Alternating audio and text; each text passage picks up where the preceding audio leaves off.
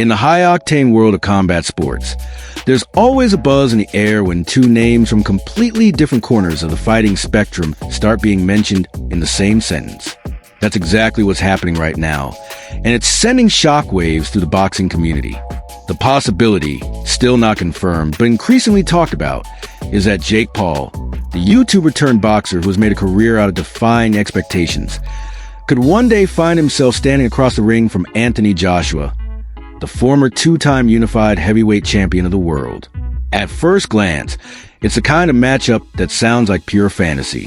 One man built his fame on the internet, producing prank videos and celebrity boxing events before slowly building a real fighting resume. The other is a towering, power-punching Olympic gold medalist who has spent more than a decade at the very top of one of the toughest sports on the planet. Yet, as unlikely as it may seem, the chatter around the potential fight is growing louder, and in an interesting twist, it's being compared to one of the most famous crossover bouts in combat sports history, Floyd Mayweather Jr. versus Conor McGregor in 2017. When Ben Davison, Anthony Joshua's trainer, was asked about the rumors of his fighter facing Jake Paul, he didn't hold back. "It's crazy," Davison said bluntly, making it clear that the very idea of such a fight left him uneasy. "I think it's really dangerous. This is a sport that we love, and I think we need to protect it. Anthony Joshua is one of the most dangerous men in the world that you can get in a ring with." Davison's concern isn't hard to understand. Boxing is not a sport where inexperience can be easily hidden. The gap in skill, power, and professional pedigree between a seasoned heavyweight like Joshua and a still-developing fighter like Jake Paul is enormous. He went on to recall what happened when another crossover event recently rocked the fight world. The match between former UFC heavyweight champion Francis Ngannou and Tyson Fury, the reigning WBC heavyweight champion. Ngannou shocked many by going the distance and even knocking Fury down, despite having no professional boxing bouts before that night. "We saw it with Francis Ngannou," Davison explained. "One of the most resilient on the planet, in one of the toughest combat sports there is. It's one of those cases, but at the same time, it's different with Floyd. It's not like someone like AJ, who can rip your head off with one punch." In other words, while McGregor in 2017 was a spectacle that pitted a boxing master against an MMA star, both fighters were operating within a weight division where knockout power wasn't as brutally destructive as it can be in the heavyweight ranks. A heavyweight like Joshua, Davison warned, isn't just skilled. He's dangerous in a way that could end a fight with a single shot. To fully understand comparison, it's worth revisiting what happened when Floyd Mayweather Jr., arguably the greatest offensive boxer of all time, took on Conor McGregor, the UFC's biggest star at the time. The fight was announced in 2017 and instantly became one of the most talked about sporting events of the decade. Many saw it as a mismatch. McGregor had never competed in professional boxing, but the crossover appeal was undeniable. Mayweather brought his 49-0 record in decades of boxing mastery. McGregor brought his charisma, fan base, and knockout power from the MMA world. The result was a global media frenzy, millions of pay-per-view buys, and a fight that, while criticized by some purists, captured the imagination of fans from both sports. McGregor lasted 10 rounds before being stopped by Mayweather, and the event reportedly generated over $600 million in revenue. The lesson promoters took from that bout was simple: spectacle sells. Even if the fight looks one-sided on paper, if the personalities are big enough and the narrative is compelling, the audience will show up and pay big money to watch. When Jake Paul first stepped into a boxing ring in 2018, few could have predicted that just a few years later he would be in discussions, even hypothetical ones, about fighting one of the most accomplished heavyweights of his era. Paul's boxing career began with celebrity bouts against fellow YouTubers and social media influencers. But as time went on, he started calling out real fighters and winning against some of them. He defeated former MMA champions like Ben Askren, Tyron Woodley, and Anderson Silva, proving he was more than just a novelty act. Still, it's important to note that Jake Paul has yet to face a truly elite, prime boxer in the traditional sense. His opponents have often been smaller, older, or past their athletic peak. Stepping up to Anthony Joshua would be an astronomical leap, not just in weight and power, but in technical skill and ring experience. So, could this fight actually happen? According to Eddie Hearn, the man who promotes Anthony Joshua and runs Matchroom Boxing? The answer is maybe. In fact, Hearn recently put the odds at 50%. That's not a certainty, but it's far from a dismissal. There's a chance, Hearn admitted, noting that the business of boxing often depends on timing, money, and public interest. If all three align, what seems improbable can quickly become reality. Nakisa Darian, CEO of Most Valuable Promotions, the company representing Jake Paul, has also added fuel to the fire. While he didn't outright confirm negotiations, his public comments suggested that the possibility of Joshua versus Paul is being taken seriously in certain circles. From a promoter's standpoint, a fight between Jake Paul and Anthony Joshua has undeniable commercial potential.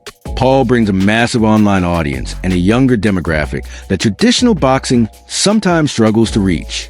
Joshua brings credibility, world-class skill, and a proven track record of selling out arenas.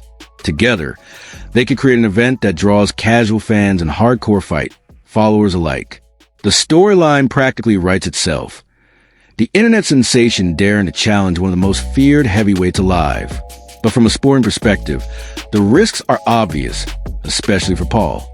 One clean shot from Joshua could end the night in seconds, raising questions about whether such a bout should even be sanctioned. Ben Davison's comments make it clear that those inside Joshua's can view the fight as potentially dangerous, not just for Paul's career, but for his physical safety. Boxing history is filled with examples of mismatches that ended badly, and Davison seems determined to avoid adding another to that list. Boxing is as much about business as it is about sport, and if the financial incentives are strong enough, even unlikely fights can come together. The Mayweather-McGregor event proved that crossover bouts can generate enormous revenue, even if purists criticize them. For Jake Paul, facing Anthony Joshua will be the ultimate high-risk, high-reward scenario. A victory, however improbable, will be one of the biggest upsets in boxing history, instantly cementing his legitimacy. Even a respectable loss could boost his credibility, provided he survives the experience without serious damage. For Joshua, the fight would likely be a relatively easy payday compared to the brutal challenges of facing other top heavyweights. But it would also come with reputational risks. Beating a YouTuber may not add much to his legacy, and critics might accuse him of chasing spectacle over sport. Several factors could tip the scales toward making this fight a reality. Public demand, scheduling, financial offers, and regulatory approval. Athletic commissions would have to sanction the fight, which might be a sticking point given the mismatch on paper. For now, the Jake Paul-Anthony Joshua fight remains a tantalizing what-if. Promoters are dropping hints. Trainers are voicing concerns, and fans are split between wanting to see it happen and fearing the outcome. The comparison to Mayweather-McGregor is useful in illustrating the scale such an event could reach, but as Ben Davison rightly points out, this is a heavyweight division. The stakes, both physically and professionally, are much higher when the punches come from men who can end a fight with a single blow. Whether the fight becomes reality or stays in the realm of speculation will depend on the coming months. But one thing is certain, the conversation has begun, and in boxing, once the idea is out there, it has a way of gathering momentum. If Jake Paul really does step into the ring with Anthony Joshua, it won't just be another celebrity boxing match. It will be one of the most talked about, controversial, and potentially explosive events in recent sports history. A true collision between the worlds of internet stardom and heavyweight boxing greatness. For Jake Paul supporters, the idea of him stepping into the ring with Anthony Joshua is the ultimate test of his mantra.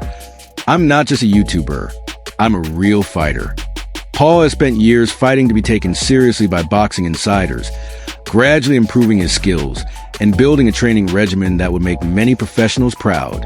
His fans believe that taking on such a colossal challenge, even if the odds are stacked against him, is exactly what could cement his transformation from internet celebrity to legitimate combat sports figure. However, critics are quick to point out that no matter how much progress Paul has made, the gap between him and Joshua is more like a canyon than a step up. Joshua's amateur pedigree alone, including his Olympic gold medal, represents years of elite training and competition that can't simply be caught up to in a handful of years.